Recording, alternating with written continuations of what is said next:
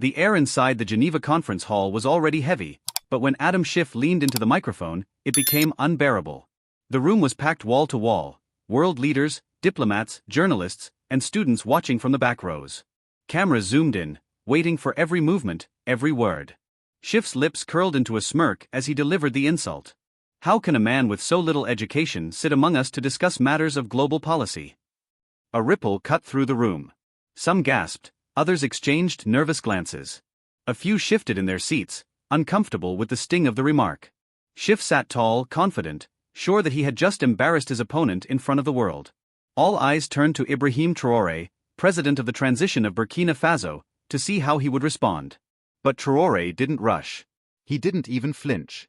Calmly, he reached for a glass of water, lifted it to his lips, and took a slow sip. His hand was steady, his expression unreadable. He placed the glass back down and looked Schiff straight in the eye. The faintest hint of a smile touched his lips. The silence that followed was louder than any gavel. Schiff expected anger, or at least a defensive reply. Instead, Traoré's stillness grew heavier with every passing second, like a storm gathering quietly on the horizon. The entire hall leaned forward in their chairs. Reporters froze with pens above their notepads. The cameras held their focus tight on Traoré's face, waiting for the first words. What happened next would silence the room, bring tears to hardened diplomats, and make the world see Ibrahim Traoré in a way no one ever expected. Schiff adjusted his tie, leaning back with the look of a man who believed he had already won. His words were meant to sting, and in his mind, they had done the job. But Ibrahim Traoré didn't take the bait. He didn't rush. He didn't defend himself with anger. He let the silence work in his favor, and when he finally spoke, his voice was calm, low, and steady. "Mr. Schiff," he began, his accent rich but clear, "education is not only what is written on paper. A degree can teach facts, yes. But life teaches truth." The words cut through the hall like a blade. The audience went quiet again, caught off guard by the weight behind them. Schiff's smirk faded, if only for a second, before he leaned toward the microphone once more. "So we are to believe," Schiff said, his tone dripping with sarcasm, "that stories and experiences should be considered equal to years of study at the finest universities?" Some in the hall chuckled nervously. But Traoré didn't flinch. He simply nodded, his eyes steady. "I did not grow up with marble floors," he said. "I did not sit in air-conditioned classrooms. I learned under a tree, with no books, no chalkboard, and no desk. The soil was my notebook. The rain was my teacher when it forced us to stop and shelter. That was my school. Tell me, sir, is a child who studies under the sun less human than one who studies under chandeliers?"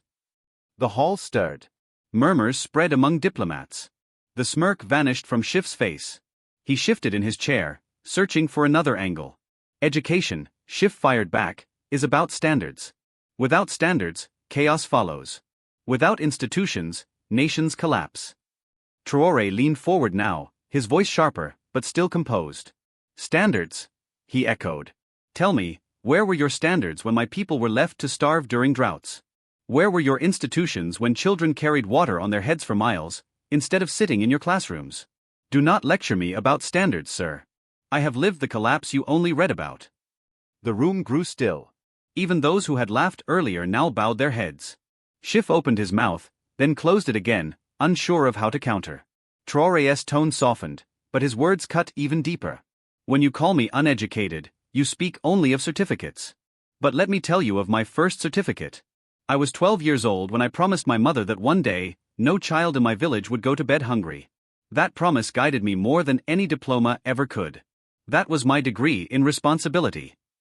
Applause broke out from one side of the hall.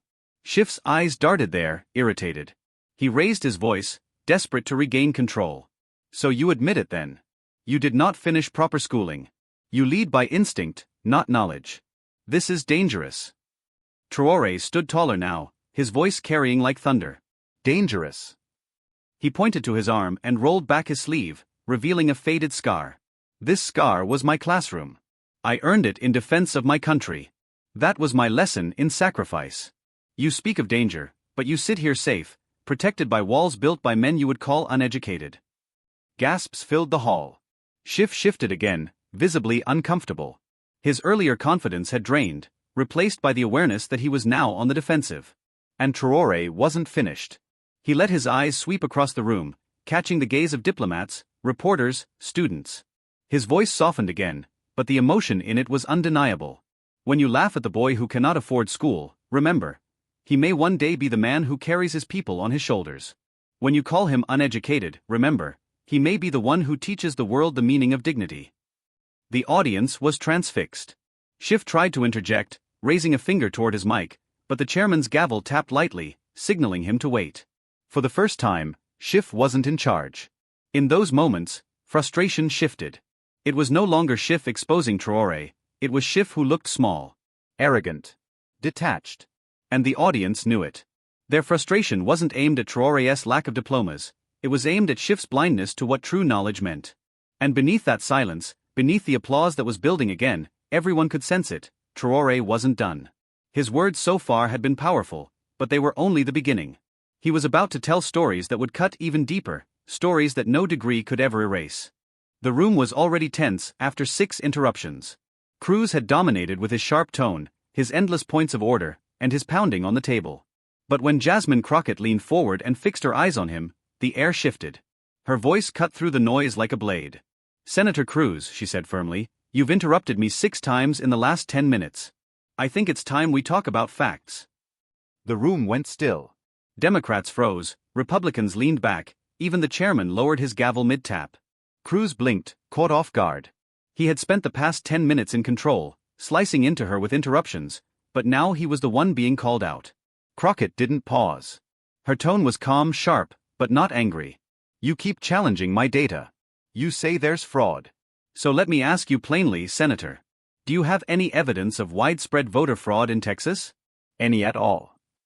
The silence stretched. Cruz leaned into his mic, his confidence faltering just a little. "Congresswoman, there are documented irregularities." Crockett cut him off, her voice sharper. "Not irregularities, Senator. Evidence. Do you have proof of widespread fraud that justifies closing polling stations in minority communities? Yes or no?" Gasps filled the room. Reporters scribbled furiously. Cameras zoomed tighter on Cruz's face. He shifted in his chair, cleared his throat, and tried again. "Well, the issue is more complex than." "So that's a no," Crockett said, her voice steady, final. "You don't have the evidence. Yet you've interrupted me 6 times to question mine." The audience froze in disbelief.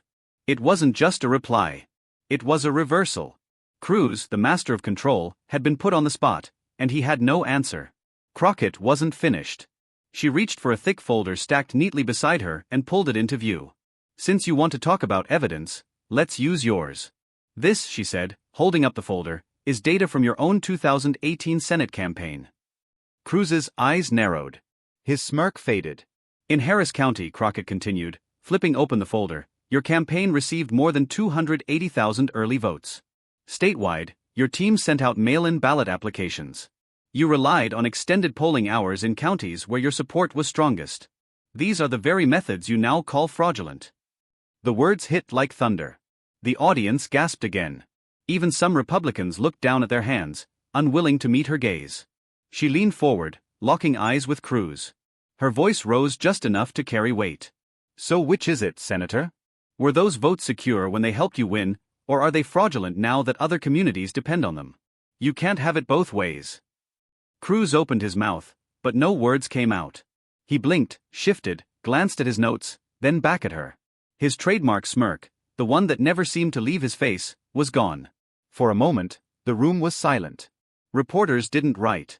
Staffers didn't breathe. The stillness felt heavier than the noise that had filled the chamber minutes earlier. And then it broke. Applause burst from the Democratic side of the room, echoing through the chamber. Some pounded the table in support. Reporters jumped to their feet, cameras snapping. Even a few Republicans couldn't hide their discomfort as the wave of reaction grew louder. Cruz sat frozen, staring down, lips pressed tight. He had no rebuttal, no clever line, no way out. His own record had been turned into the weapon that silenced him. Crockett stood calm, not smiling, not gloating. She simply let the moment sink in before she delivered her final line. Her voice was soft now, but the sharpness was undeniable. "Senator, your 7th interruption proved my point. This isn't about protecting democracy. This is about protecting power. And when politicians rely on the very rights they try to take from others, that isn't leadership, it's hypocrisy." The room erupted again. Reporters shouted questions, staffers clapped through the noise, cameras caught every angle of Cruz sitting wordless, defeated. The power had flipped completely. Crockett wasn't just holding her ground anymore.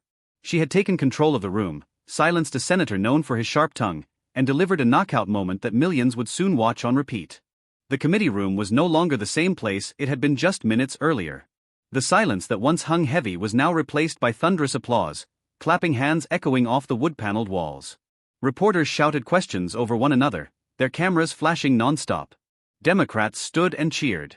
Even some Republicans shifted uneasily, their eyes darting away from Cruz as if they wanted no part of what had just unfolded. Ted Cruz, the man who had come into the room with a smirk and a plan to dominate, sat back in his chair, lips pressed together, eyes lowered. His silence told the story better than any headline could. For once, the senator who prided himself on clever words and endless debate had none. Jasmine Crockett, on the other hand, didn't look triumphant. She didn't pump her fist, she didn't smile wide for the cameras. She simply stacked her papers, calm and collected, the picture of discipline. She had landed her blow and didn't need to add anything more. Her silence now was as powerful as her words had been moments before. Outside the chamber, the ripple effect began instantly. Clips of the exchange flooded social media within minutes. The line, "Were those votes secure when they helped you win or fraudulent now?" spread like wildfire. It was repeated in captions, turned into headlines, replayed again and again on TikTok, Instagram, and YouTube. On Twitter, her name trended worldwide. Memes appeared before the hearing was even over. Cruz silent and cornered, next to Crockett, calm and unshaken.